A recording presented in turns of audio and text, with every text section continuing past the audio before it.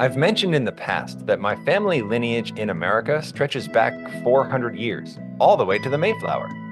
I love this land of my ancestors for 4 centuries. And many of us who love the United States believe that it is and always has been blessed by God, or at least some version of that idea. Why would we feel that way? Is it just American hubris? Or could there perhaps be a solid prophetic reason as well? Join us for our midweek show on Something's Happening Here, where we will see quite plainly that He builds where He sees fit as we continue to behold the power of God. Welcome.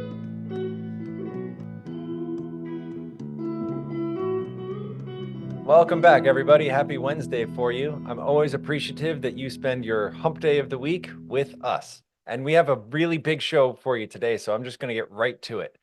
I realized after we wrapped yesterday's show that I didn't say everything I wanted to say on the issue because in my preparation for the show, I had a conversation with ChatGPT about Isaiah 45, the prophecy of Cyrus and God opening the double doors and everything that we talked about yesterday. And I thought it was just so fascinating that I wanted to share it. I'm sorry, I just forgot yesterday. So here's a coda to yesterday's show before we begin today's show. GPT does this thing where I use it kind of as a search engine for various things, but notably for Bible. I have software where I can look up words and find what I'm looking for that way. But ChatGPT is just so much easier. I'll say like, where is this? And it'll tell me exactly. So that's what I did. I couldn't remember right off my top of my head where that passage was in Isaiah 45. So I just said, hey, where is this in the Bible? And it told me Isaiah 45, verse 1. But GPT does this thing where it doesn't just answer you, it also gives commentary about that answer. And I don't know why, but it just does that even without being asked. And so it told me Isaiah 45, verse 1. It listed out the text for me. And then it said, this imagery of loosing the double doors can be understood as a symbol of access and authority, emphasizing the opening of previously closed or restricted pathways for Cyrus to fulfill God's purposes. That's a lot of words that don't mean anything, right? That's like a spiritualization of what we're actually talking about here. Like, God is going to make a way, you know? So I wasn't satisfied with that, and I wanted to educate GPT. And I wrote back and I said, actually, it's a specific prophecy of the downfall of Babylon. To gain access to the impregnable city, Cyrus diverted the river Euphrates and entered the city under its walls because the double doors used to control the flow of water were left open providentially. Cyrus and his army walked right in as prophesied. So really marinate on GPT's answer to what I just told it. It said, you're correct, and I appreciate the clarification. The historical event that you described aligns with the prophecy in Isaiah 45, verse 1, where Cyrus, as the conqueror of Babylon, is symbolically depicted as having the double doors opened before him. The specific historical details of Cyrus diverting the river Euphrates and entering Babylon through the open gates are a remarkable fulfillment of this prophecy. This is a machine telling me this. It goes on and says, it's fascinating to see how biblical prophecies align with historical events, and the specific mention of Cyrus in Isaiah is one of the notable examples of such prophetic fulfillment. Amazing, right?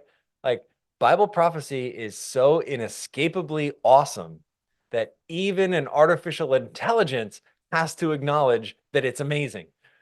Like, this thing doesn't believe in God. It has no concept of what that even really means. And yet it cannot help but to like stand back in awe of the fulfillment of Bible prophecy.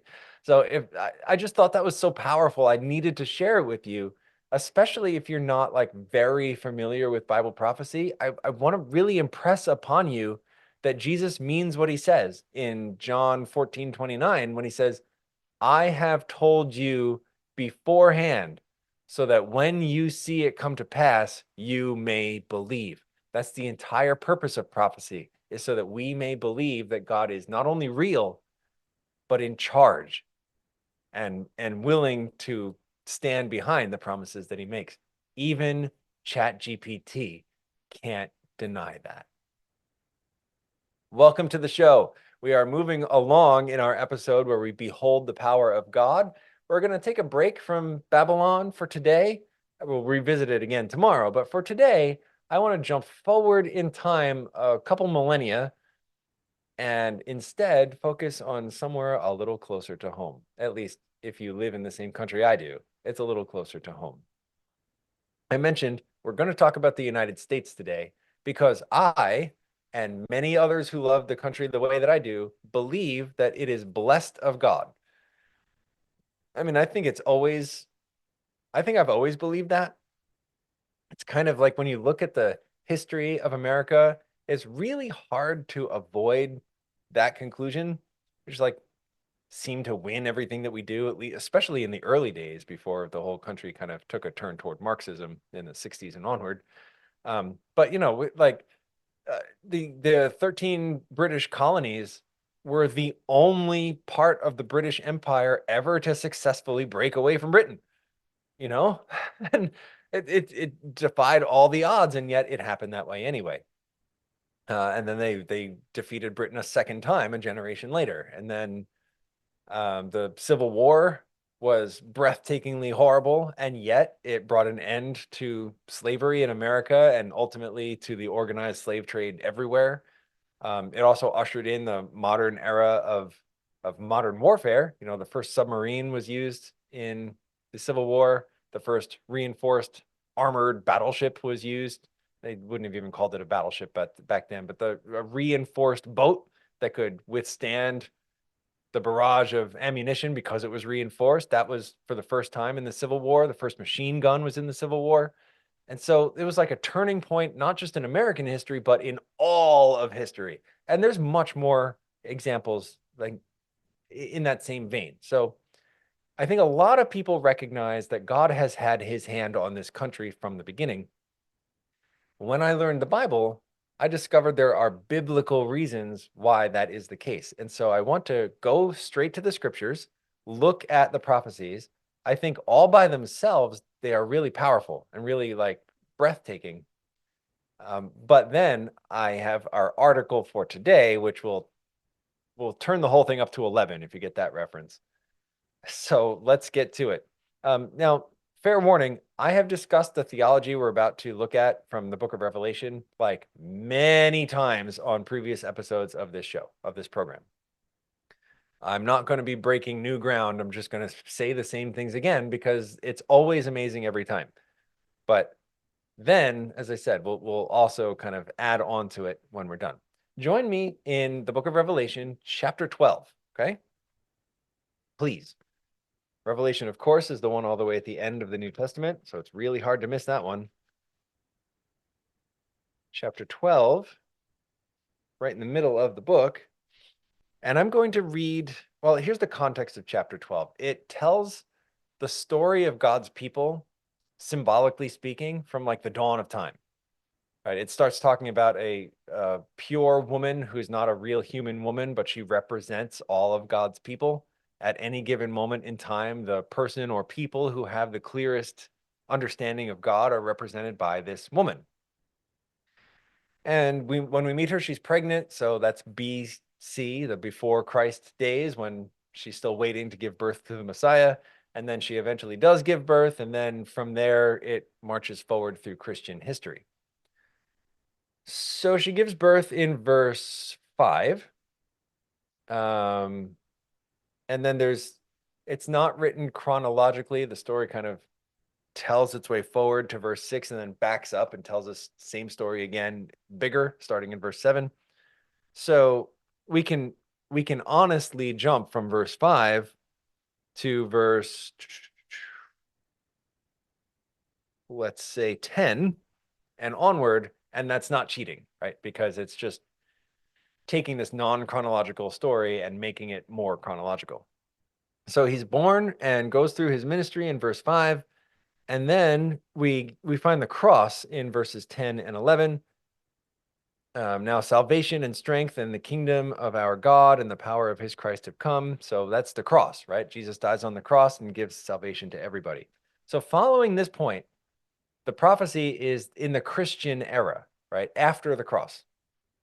And again, the woman represents God's people who after the cross would be the Christian church, right? Or certain aspects of the Christian church, maybe a subset of the Christian church if the larger church is going sideways. But that's where our attention is going to be, is on the Christians. Verse 13 says, when the dragon, that's the devil, saw that he had been cast to the earth, he persecuted the woman who gave birth to the male child. So you see, his real goal is Jesus. But Jesus died, rose, and went to heaven. And the devil is stuck here, according to verse 12. So he can't follow Jesus to heaven. So since his real object is out of his reach, he goes to the people who belong to his real object, right? He goes to the church to persecute God's people instead. Verse 14 says, but the woman was given 2 wings of a great eagle that she might fly into the wilderness to her place where she is nourished for a time and times and half a time from the presence of the serpent. That is a prophetic period of time that when we do our homework and figure out what it means, it's referring to a literal period of 1,260 years, which would correlate to, broadly speaking, the Middle Ages, specifically from the years 538 AD until 1798 AD, which is the period during which the church, we call it the Catholic Church, was not just a church. It enjoyed the power of the state and kind of acted as emperor over the entire continent of Europe. So that's why God is pointing it out, because that was never his intention for his church. It's not supposed to be a state. It's not supposed to be a state power. So because the church became a state power, it now requires God to speak about it, prophetically speaking. And what we're learning is that the woman, so God's true people, are not representing that visible church that is in charge of all of Europe, right? They're actually hiding from that visible church. What did it say? She goes into the wilderness where she's nourished away from the presence of the serpent for this entire period of time. Verse 15 says, so the serpent spewed water out of his mouth like a flood after the woman, that he might cause her to be carried away by the flood. So you see, because the woman or God's true people are hiding, the devil needs to flush them out so he can destroy them. Now, historically speaking, that would have been difficult to do because we're talking about people like the Waldensian people who are living in the mountains of, I forget exactly where they were, but like the mountains in the middle of the continent there, kind of north of Europe, not really within the reach of the visible state church.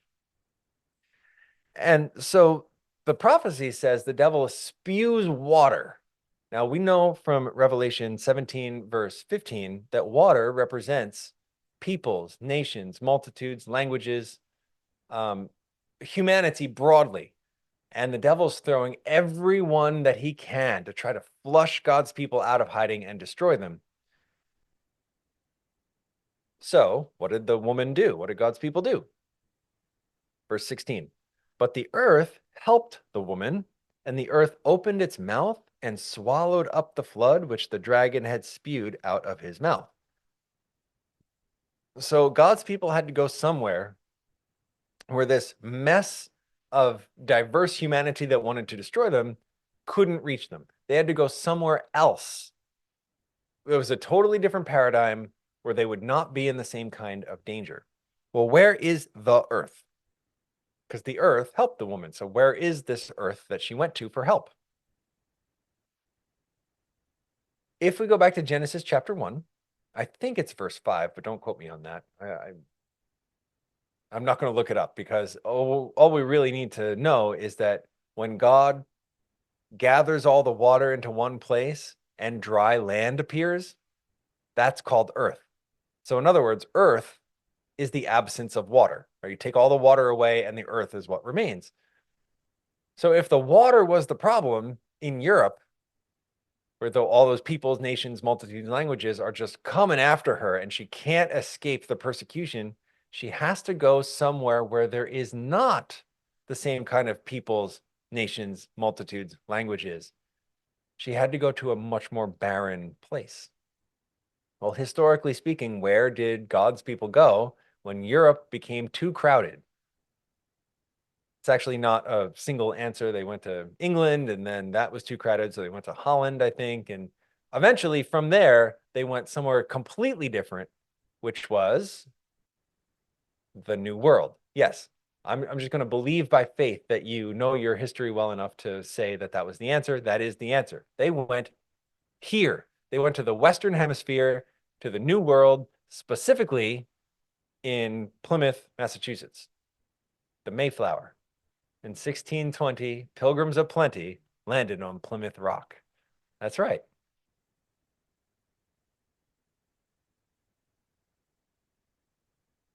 Terry, I need to pause. I'm sorry. I'm getting a call from my kid's school.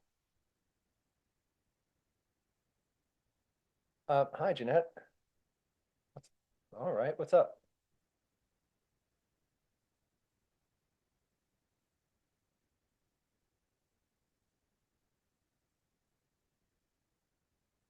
I should be. I'm not available right now, though. So can I confirm later? Yes, but I think that'll be fine. So yeah, I'll talk to you in a bit then when I am free to confirm. All right. Thank you. Bye-bye.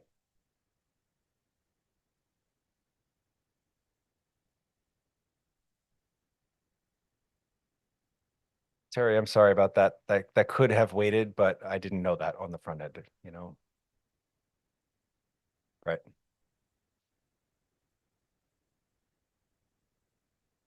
Okay.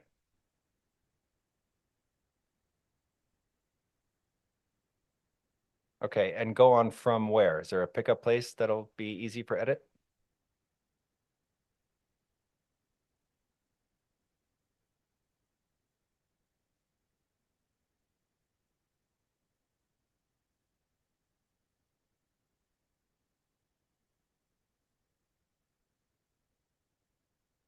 1620 Pilgrims of Plenty. I'll take it from there. Okay. Great. So I'm still rolling. Should I stop records or just reslate? Okay. Then this is our pickup. Whatever, pickup. Okay. 1620 Pilgrims of Plenty landed at Plymouth Rock. They came here, of course. And what we're seeing from the Bible is that God ordained that to happen. He actually like established the new world with a relative absence of established civilizations and kingdoms and whatnot. Yes, there were Native Americans here. Yes, they even kind of gathered themselves into tribes and nations, so to speak, but not like Europe, and not with the same military might, not with the same financial might, not with the same technological might. And so when the Pilgrims came here, they had a freedom that they just did not enjoy in England. Well, or in Europe, I guess. When we go one chapter to the right, Revelation 13, and we look at verse 11, we see that there was another beast, and a beast represents a nation, coming up out of the earth. So eventually there would be a formal nation like in the old world in Europe and the Middle East that would rise here in the new world, the earth. And of course, that's the United States. It has two horns like a lamb. So it looks like the lamb. It looks Christian. It kind of wears God on its sleeve, but speaks contrary. And I think that it's an easy conclusion to reach when you study American history from slavery and onward. There's lots of ways that this country has spoken like a dragon, even while it looks like a Christian. We could stop there. And that would be ample and impressive biblical evidence that God has, in fact, had his hand on this nation since before it even was a colony. It was ordained since John wrote it down in the 90s AD. It had to be this way, of course. And so if you're an American like me, that means you are living in the manifestation of God's power manifest here in the new world. Hallelujah. But we're not going to stop there, because we look at the spiritual side of current events. I mean, the 1600s is not current event, but it was at the time. So the spiritual side of earthly events. What other evidence can we gather that would suggest that God is responsible for the United States? Have you heard of Squanto? I'm going to read an article from the Wall Street Journal, which may or may not be paywalled on your end, and I apologize if it is. So I'm just going to read most of it because it's an excellent story in case you can't read it for yourself. It's called The Miracle of Squanto's Path to Plymouth. And I'll start on the second paragraph down. Every Thanksgiving, we remember that, to escape religious persecution, the Pilgrims sailed to the New World, landing at Plymouth Rock in 1620. But numerous trading ships had visited the area earlier. Around 1608, an English ship dropped anchor off the coast of what is today Plymouth, Massachusetts, ostensibly to trade metal goods for the natives' beads and pelts. The friendly Patuxets, I apologize if I said that wrong, but it looks like Patuxet. The friendly Patuxet people received the crew, but soon discovered their dark intentions. A number of the braves were brutally captured, taken to Spain, and sold into slavery. One of these slaves, a young man named Tisquantum, or Squanto, was bought by a group of Catholic friars who evidently treated him well and freed him, even allowing him to dream of somehow returning to the New World, an almost unimaginable thought at the time.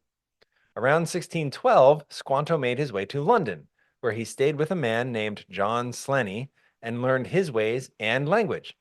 In 1618, a ship was found, and in return for serving as an interpreter, Squanto would be given a one-way passage back to the New World. So he left America as a non-English speaking pagan guy, right? A savage, so to speak. But now he's coming back to the New World as an English-speaking Christian. Let's continue reading. After spending a winter in Newfoundland, the ship made its way down the coast of Maine and Cape Cod, where Squanto at last reached his own shore. After 10 years, Squanto returned to the village where he had been born.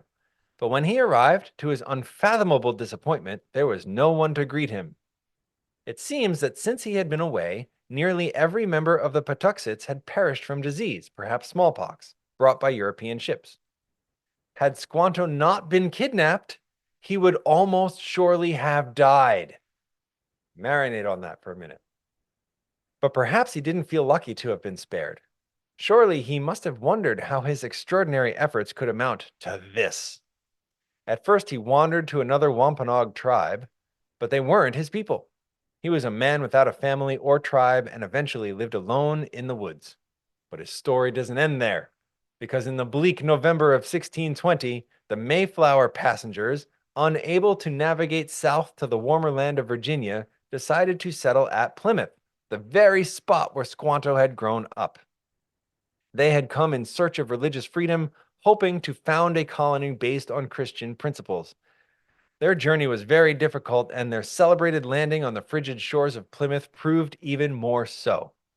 Forced to sleep in miserably wet and cold conditions, many of them fell gravely ill. Half of them died during that terrible winter. One can imagine how they must have wept and wondered how the God they trusted and followed could lead them to this agonizing pass. But one day, during that spring of 1621, a Wampanoag walked out of the woods to greet them. Somehow he spoke perfect English. I mean, just consider that. Somehow, somehow against all available odds, this complete stranger walked out of the woods speaking the exact same language that those people spoke. And furthermore, believing in the same God that they believed in. Amazing. In fact, says the article, he had lived in London more recently than they had. And if that weren't strange enough, he had grown up on the exact land where they had settled. Because of this, he knew everything about how to survive there, not only how to plant corn and squash, but how to find fish and lobsters and eels and much else. The lone Patuxet survivor had nowhere to go, so the Pilgrims adopted him as one of their own, and he lived with them on the land of his childhood. Amazing.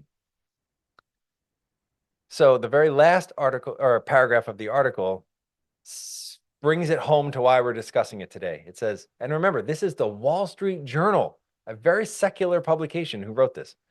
And it concludes with, these are historical facts.